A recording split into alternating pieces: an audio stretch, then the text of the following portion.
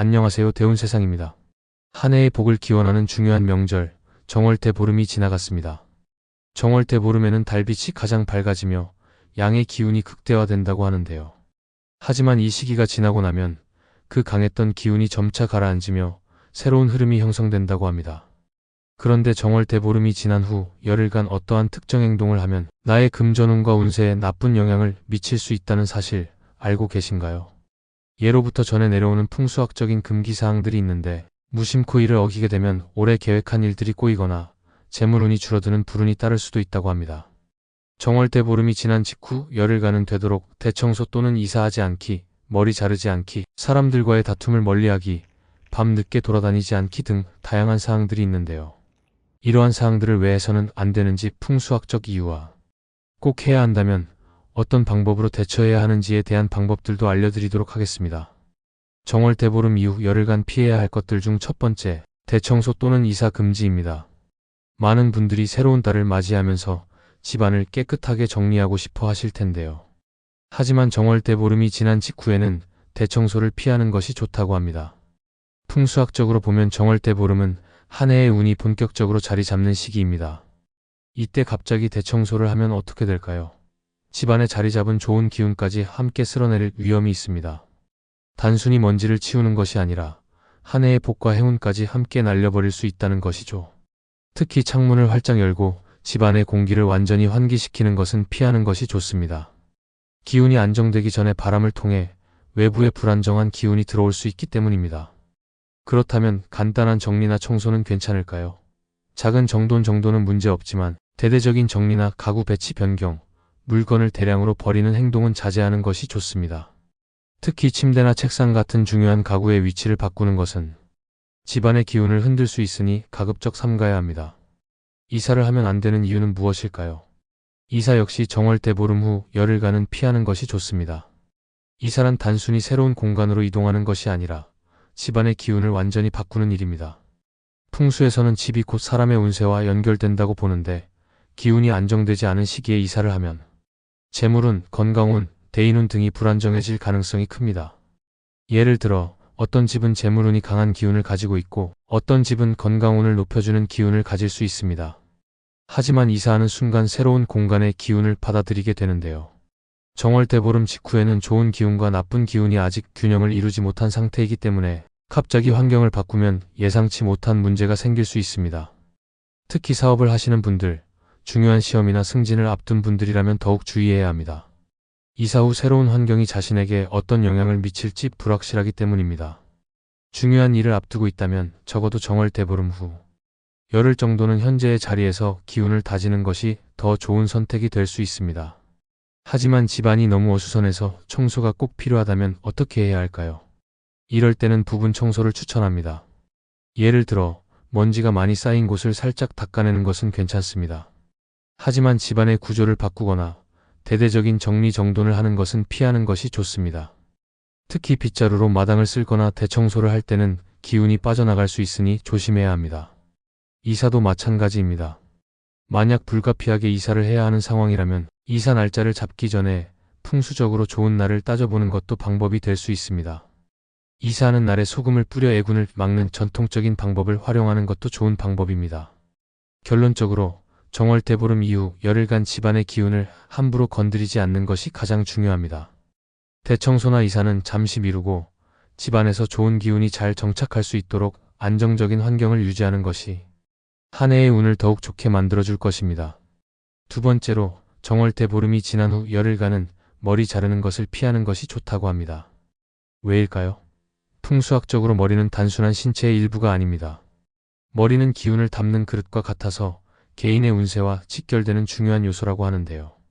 예로부터 머리를 자르면 운을 깎는다는 말이 있을 정도로 머리카락은 인간의 기운과 깊은 연관이 있다고 여겨졌습니다. 정월대 보름은 한 해의 운이 강하게 자리 잡는 날인데 이 시기가 지난 후에는 그 기운이 서서히 정착하는 과정이 필요합니다. 그런데 이 시기에 머리를 자르면 어떤 일이 생길까요? 쉽게 말해 올해 들어온 좋은 운이 제대로 자리 잡기도 전에 스스로 잘라내는 것과 같은 효과를 줄 수 있습니다. 특히 재물은 직장운과 관련이 깊은 시기이기 때문에 직장인이나 사업가들은 더욱 주의해야 합니다. 예를 들어 새해가 시작된 후 승진 기회를 노리거나 새로운 사업을 시작하는 분들이라면 이 시기에 머리를 자르는 것이 오히려 승진운과 사업운을 떨어뜨리는 결과를 가져올 수도 있습니다. 특히 재물운이 약해질 가능성이 높다는 점에서 더욱 조심해야 합니다. 풍수에서는 머리카락이 곧 기운을 모으는 역할을 한다고 보기 때문에 이 시기에 머리를 자르면 자신의 재물운이 흩어질 가능성이 크다고 여겨집니다. 그렇다면 머리카락이 너무 길어서 정리를 해야 하는 경우는 어떻게 해야 할까요? 완전히 짧게 자르는 것은 피하고 정리하는 정도로 끝내주세요. 길이 자체를 짧게 줄이는 것이 아니라 끝부분 정리 정도만 하는 것이 좋습니다. 이는 머리카락을 통해 흐르는 기운을 유지하면서도 깔끔하게 정리하는 방법입니다. 가장 좋은 방법은 역시 정월대보름 이후 열흘이 지난 시기에 자르는 것이 가장 좋은 방법이 될 수 있습니다.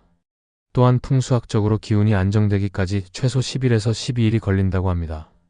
만약 급하게 머리를 정리해야 한다면 길일 좋은 날을 골라서 자르는 것이 더욱 좋습니다. 꼭 잘라야 한다면 좋은 기운을 더하는 의식을 함께하는 방법도 있는데요. 예를 들어 머리를 자르기 전 따뜻한 소금물로 머리를 감아주면 불필요한 기운을 정리하는 효과가 있다고 합니다. 또한 머리를 자른 후에는 행운을 부르는 붉은색 소품인 빨간 머리끈, 빨간 빗 등을 사용하는 것도 방법이 될 수 있습니다. 결론적으로 머리를 자르는 것은 운을 깎는 행위와 같을 수 있으니 가급적 피하는 것이 좋다는 것입니다. 작은 습관 하나로도 한 해의 기운을 더 좋게 만들 수 있다면 잠시만 참아보는 것도 좋은 선택이 될 수 있겠죠? 세 번째로 정월대보름 후 열흘간 중요한 계약이나 투자를 피하는 것이 좋습니다. 정월대보름이 지나면 기운이 변화하는 시기가 오는데 이때는 운이 아직 자리 잡지 않아 예측할 수 없는 변수가 많아지는 시기라고 합니다. 즉, 안정되지 않은 기운 속에서 중요한 결정을 내리면 예상치 못한 결과를 초래할 가능성이 크다는 것이죠. 특히 부동산 계약이나 사업 관련 계약은 더욱 주의해야 합니다. 집을 사거나 파는 행위는 기운을 완전히 바꾸는 행위이기 때문입니다. 집은 단순한 생활 공간이 아니라 개인의 운과 연결된 중요한 공간인데요. 이 시기에 부동산 계약을 하게 되면 아직 안정되지 않은 기운 속에서 좋은 기운을 놓치거나 나쁜 기운이 들어올 수도 있습니다. 또한 새롭게 계약을 하거나 사업을 시작하는 것은 큰 기운의 변화를 동반하는 행동입니다. 하지만 이 시기에는 좋은 기운과 나쁜 기운이 섞여 있기 때문에 한순간의 판단 실수가 재정적인 손실로 이어질 수 있습니다. 계약을 할 때는 모든 조건을 꼼꼼히 따져보지만 예상하지 못한 변수가 언제든지 생길 수 있습니다. 계약 후 갑자기 법적인 문제가 발생하거나 투자 후 시장 상황이 급격히 변화할 가능성이 높아집니다. 주식 투자도 투자이기 때문에 조심해야 합니다. 주식이나 코인 같은 변동성이 큰 투자는 특히 더 신중해야 합니다.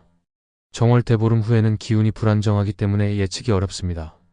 그렇기에 시장의 흐름을 읽는 것이 더 어려워지고 갑작스러운 변동성이 발생할 가능성이 큽니다. 그리고 또 하나 이 시기에는 불안정한 기운의 영향으로 이성적인 판단보다 감정적인 선택을 하기 쉽습니다. 평소라면 하지 않을 실수를 하게 될 가능성이 높아지죠. 장기적인 관점에서 신중한 투자가 필요하다는 것입니다. 만약 이 시기에 투자 계획이 있다면 단기적인 접근보다는 장기적인 관점에서 신중하게 분석하는 것이 중요합니다. 그렇다면 이 시기에 꼭 계약을 하거나 투자를 해야 한다면 어떻게 해야 할까요? 답은 최소한 열흘 정도를 기다린다입니다. 계약을 바로 체결하지 말고 열흘 정도 여유를 두고 다시 한번 검토해보는 것이 좋습니다. 아까 말씀드린 것처럼 중요한 계약은 길이를 선택해서 진행하는 것이 좋습니다. 풍수에서 정해진 좋은 날길일에 계약을 하면 기운이 긍정적인 방향으로 작용할 수 있습니다. 또한 계약을 하기 전 모든 조건을 세세히 검토하고 전문가의 조언을 듣는 것이 중요합니다.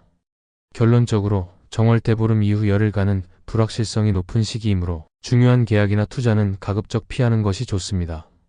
한 해의 운이 완전히 자리 잡은 후 더 좋은 기운을 받을 수 있도록 이 시기에는 신중함을 유지하는 것이 필요하겠습니다.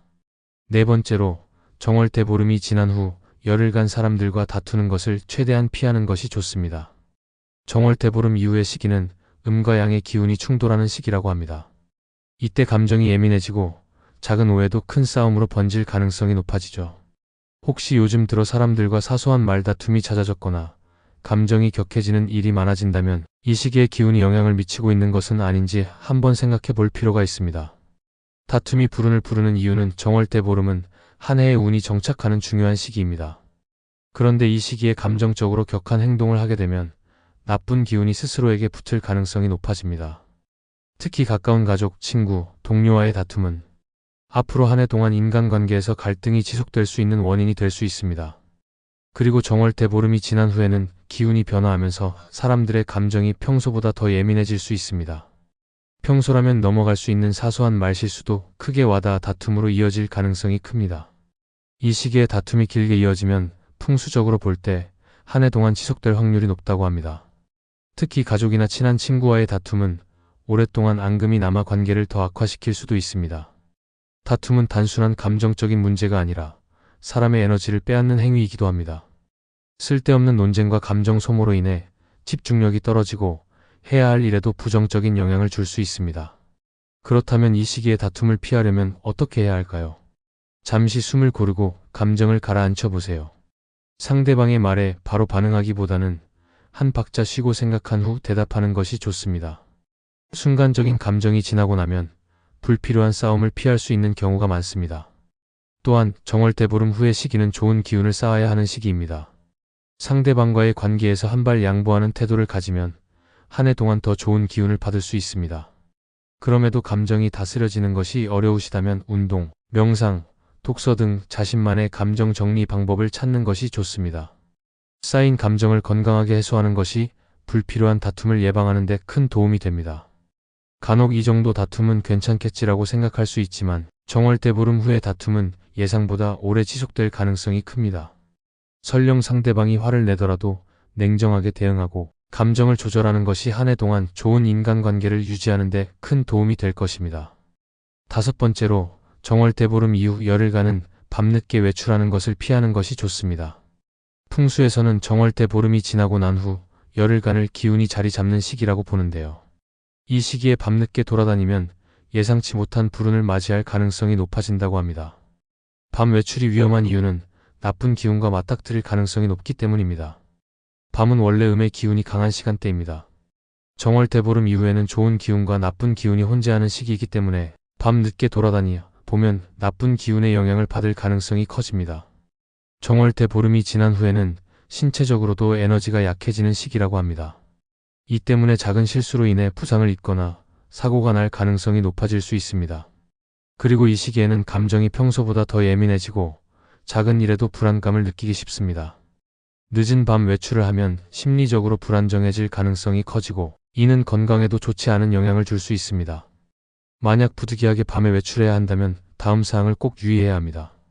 인적이 드문 곳은 피하세요. 사람이 많은 곳에서 활동하는 것이 좋으며 특히 골목길이나 조명이 어두운 곳은 피해가는 것이 좋습니다. 다음으로 몸을 보호할 수 있는 아이템을 준비해보세요. 예를 들어 소금은 나쁜 기운을 막아준다고 하니 작은 소금 주머니를 가방에 넣고 다니는 것도 좋은 방법입니다. 또한 붉은색 소품, 빨간 팔찌, 빨간 손수건 등을 몸에 지니고 있으면 애군을 막아줄 수도 있습니다. 최대한 빨리 귀가하고 귀가 후에는 몸을 정화해야 합니다. 집에 돌아온 후 따뜻한 물로 샤워를 하거나 손발을 씻으면 외부에서 묻은 불순한 기운을 씻어낼 수 있습니다. 정월대 보름 이후에는 기운이 불안정한 시기이므로 교통사고가 발생할 확률도 높아질 수 있습니다. 늦은 밤 운전을 해야 한다면 속도를 줄이고 주위를 더 살피는 것이 중요합니다. 오히려 이 시기에는 밤 외출을 줄이면 운이 좋아집니다. 밤에 돌아다니지 않는 것이 단순한 미신처럼 보일 수도 있지만 실제로 이 시기에 몸을 보호하고 좋은 기운을 유지하는 것이 한 해 동안의 운을 안정적으로 유지하는 데 도움이 된다고 합니다. 혹시라도 늦은 밤 외출해야 할 일이 있다면 최대한 조심하고 나쁜 기운을 피하는 방법을 실천하는 것이 중요합니다. 불필요한 위험을 줄이고 좋은 기운을 유지하는 것이 올 한 해를 더 안전하고 평온하게 보내는 비결이 될 수 있습니다. 지금까지 정월대 보름 후 열흘 동안 하면 안 되는 것들에 대해 알아봤습니다. 정월대 보름은 한 해의 운이 시작되는 중요한 시기인 만큼 이후 열흘간의 행동이 우리의 운세에 큰 영향을 미칠 수 있는데요. 사소한 습관 하나라도 신중하게 선택한다면 더 좋은 기운을 받을 수 있습니다. 오늘 알려드린 내용을 잘 기억하셔서 한 해 동안 건강과 재물운, 인간관계까지 모두 긍정적인 방향으로 흘러갈 수 있도록 하시길 바랍니다. 혹시라도 무심코 했던 행동이 있다면 앞으로는 조금 더 신경 써서 조심하는 것이 좋겠죠. 좋은 기운을 유지하려면 무엇보다도 긍정적인 마음과 안정된 생활 습관이 중요합니다. 불필요한 다툼을 피하고 충동적인 행동을 자제하며 자신의 감정을 잘 다스리는 것이 한 해를 평온하고 행복하게 보내는 비결이 될 수 있습니다. 오늘 영상이 도움이 되셨다면 좋아요와 구독, 그리고 알림 설정까지 잊지 마세요. 또한 소중한 분들께도 영상 공유하셔서 모두 대박 터지는 세상이 되길 바라겠습니다. 지금까지 대운세상이었습니다. 앞으로도 더 흥미로운 이야기로 찾아오겠습니다. 오늘 영상 시청해 주셔서 감사합니다.